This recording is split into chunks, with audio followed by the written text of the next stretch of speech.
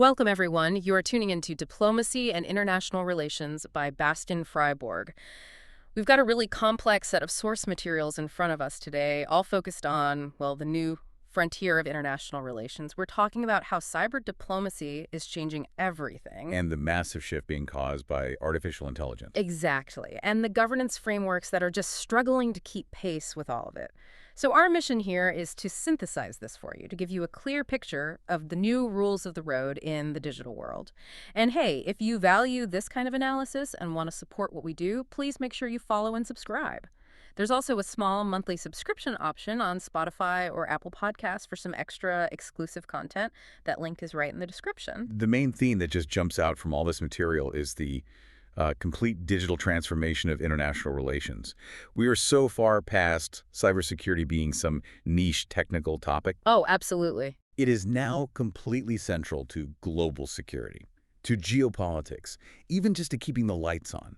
So we really need to figure out who the key players are, what the new tools of conflict actually look like, and how governance is trying to manage this incredibly volatile space. And you can almost trace the beginning of this whole field back to one specific moment. The world really woke up after the 2007 cyber attacks on Estonia. And what's really interesting, especially for our listeners, is the surprising role that smaller, digitally savvy countries, like Denmark and Estonia, are now playing. They're setting the agenda. They really are. So let's unpack this. Let's start right there with that origin story. Right. So cyber diplomacy as a field, it was really born out of pure necessity in Tallinn. And that 2007 moment was the trigger. The attacks were sparked by a political decision, a really contentious one, to move a Soviet-era war memorial. And that sparked a digital retaliation. A massive one. It was politically motivated and deeply damaging. How damaging are we talking? Well, it was enough to cripple huge parts of Estonia's digital infrastructure. I mean, government websites, banks, media outlets, all of it went down. So it was a proof of concept, in a way. Exactly. It showed the entire world that a country could be, well, effectively neutralized or at least severely hobbled without a single shot being fired. It proved in really stark terms that digital resilience was now critical to national survival. And the sources show that Estonia didn't just bounce back. They did something much smarter. They took this horrible experience and basically turned it into diplomatic capital. They did. They turned a defensive failure into a huge diplomatic strength. So how did they manage to get that kind of outsized influence? Well, first, they already had a highly advanced digital society to build on. But crucially, they set up a dedicated department for cyber diplomacy. It's led by their ambassador at large, Tallinn Mechanism. This very focused, high-level effort gave Estonia a huge footprint in all the international talks about cyber governance. It's a perfect example of expertise driving influence, not just size. It's the new rule in the digital domain. Expertise and resilience matter more than traditional military or economic power. So that expertise gave them legitimacy, and that turned into real diplomatic power. Okay, that sets the stage perfectly for the next part, the formal rules. How do you govern a space where the conflict moves so much faster than the negotiations? Well, the main goal for, the last 2 decades has been to develop these international norms for responsible state behavior in cyberspace. The big win, the foundation, is that everyone agrees that existing international law, specifically the UN Charter, applies to cyberspace. Right, but applying it is the hard part. That was the challenge, institutionalizing that consensus. And the sources point to a huge, very recent step forward on that front. A massive one. The big achievement was the adoption of the UN Permanent Global Mechanism in July 2025.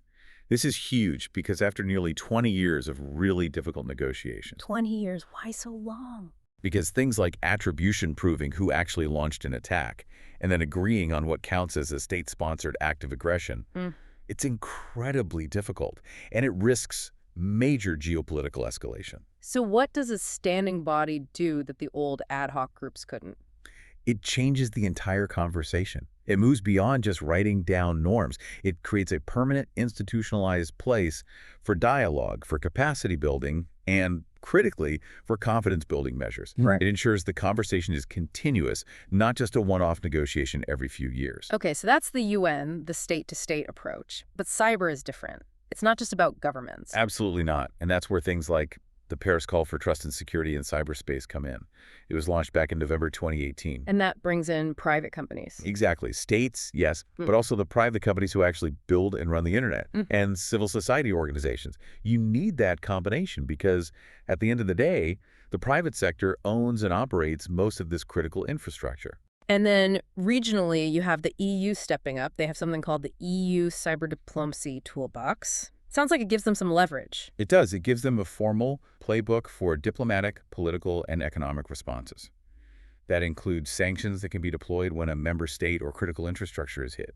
It's designed to be a coordinated, proportional response that isn't military. But has it been tested against a major state actor? I mean, the big test case was the SolarWinds attack, which the U.S. pinned on Russia's SVR. It was a huge test, and it showed that coordination can work, even if deterrence is still a really complex problem. The response was fast and coordinated across the Atlantic. The U.S. named Russia, issued sanctions, expelled diplomats. And the EU backed them up. Immediately. A strong declaration of solidarity coordinated with the U.S. sanctions. Now, is it a perfect deterrent for high-level espionage? No. But it demonstrated a united political front. Okay, let's pivot from espionage to, well, actual conflict. We have to talk about the intersection of geopolitics and critical infrastructure. The energy sector, specifically. This is where a global threat becomes a very local problem. The energy sector is a prime target. It has to be. It's increasingly run by digital control systems. So cyber attacks are now tools of power projection, of asymmetric warfare. The goal is to create chaos or just steal strategic plans. And we have a perfect and frankly terrifying Danish case study on this. In May 2023, Denmark was hit by its largest cyber attack on record. This wasn't abstract. Russian hackers hit 22 Danish power companies. 22. The goal of that attack was to get comprehensive access to Denmark's entire decentralized power grid. Right. They got in by exploiting known flaws, command injection flaws in network gear, and then moving to other unpatched systems. It really highlights a paradox, doesn't it? A decentralized grid is supposed to be more resilient. To a physical attack, yes. But if the digital control systems are compromised across all those different nodes, you can get a cascading failure from a cyber attack that is incredibly damaging. And the data on who's doing the attacking is interesting. The general trend is, Russia and China as origins, the U.S. as a target. But for energy, it seems more specialized. That's right. The cluster analysis shows that for energy-focused attacks, the patterns are different. While BRICS countries might dominate non-energy threats, the attacks on energy infrastructure are often concentrated differently, often targeting NATO or EU countries for obvious geopolitical reasons. So with energy systems under constant threat, how are countries organizing to defend themselves in real time? The Tallinn Mechanism is a really interesting modern model for that. It was launched in December 2023 by 11 countries, Canada, Denmark, Estonia among them. It's specifically focused on coordinating cyber assistance for Ukraine. To help them defend their energy grid from Russia. Precisely. Direct aid against Russia's persistent attacks on their infrastructure. And it's not a small effort. Raising $200 million in its first year alone. That's a very direct line from diplomatic agreement to actual physical defense. All right, let's shift to the big accelerator in all of this. Artificial intelligence. It feels like AI is a total paradox here. It's both the most powerful weapon and the most critical shield. That's a perfect way to put it. AI applications, machine learning, natural language processing, they're already completely embedded in modern cyber diplomacy. On the defensive side, AI is just incredible at processing the huge volumes of unstructured data you need for predictive analytics. And we have some hard numbers on that. Generative AI models are now being used to sift through raw threat reports, just text descriptions of attacks, and turn them into structured, usable intelligence. Correct. The analysis showed one Gen AI model achieved 84% accuracy in classifying energy-related incidents. But the key is speed and recall. The AI boosted analysis speed and got 77% recall on key data points. The old rule-based systems only managed 66%. So that 11% difference means defenders can react to more incidents faster. But, and this is a huge but, despite that efficiency, the sources reveal this staggering counter-narrative when you look at actual threat detection. It is genuinely alarming. The static machine learning tools, the kind of thing used by big commercial security vendors like Acronis or Sentinel, they only detected about 46.8% of malicious code related to these specialized energy threats. Less than half. I mean, that's shocking. They were completely outperformed by traditional antivirus engines, which caught around 88.4%. All right. So the big question is, why are these hyped up cutting-edge AI tools failing so badly in such a critical sector? What is going on there? It suggests the adversaries are getting very, very specific. They're customizing their malware.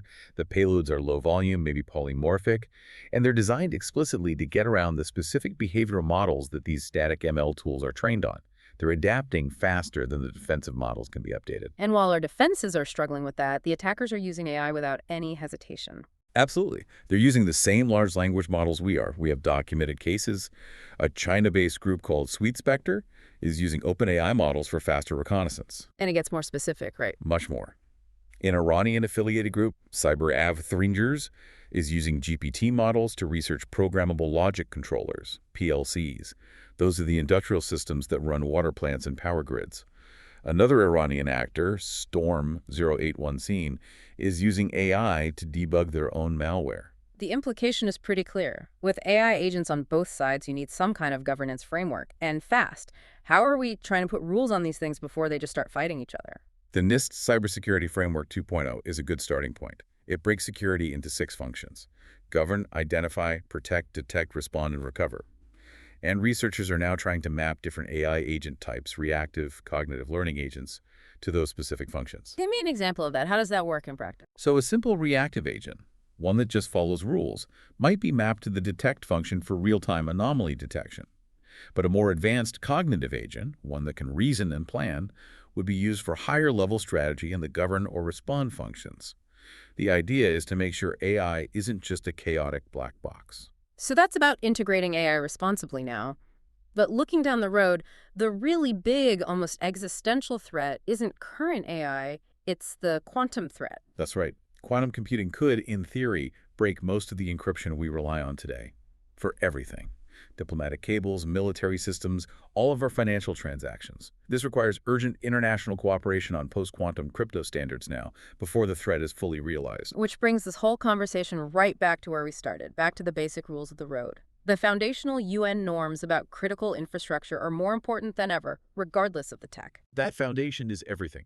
You have to keep coming back to UN Norm 6, which says nations should not damage or support activity that damages another nation's critical infrastructure. And Norm 7, which requires states to take appropriate measures to protect their own critical infrastructure. These 2 norms are the bedrock. So to sum it up, cyber diplomacy is just. It's inseparable from geopolitics now. The future isn't about choosing between humans or AI. It's about finding the best combination of human judgment and artificial intelligence, especially in a field as high stakes as energy security. Which leads us perfectly to our final provocative thought for you to consider. Given that catastrophic failure of static machine learning tools to detect specialized malware in the energy sector, what does that really tell you about the risk of relying too heavily on so-called autonomous defenses? What does responsible AI deployment even look like if the machines are being outsmarted in our most critical sectors? And how do we guarantee that the human element always remains the final arbiter in this incredibly volatile domain? Thank you so much for joining us for this analysis. If you enjoyed this exploration, please be sure to follow the program and maybe take a moment to rate us 5 stars. It really helps us reach more people. We'll be back with another fascinating session very soon.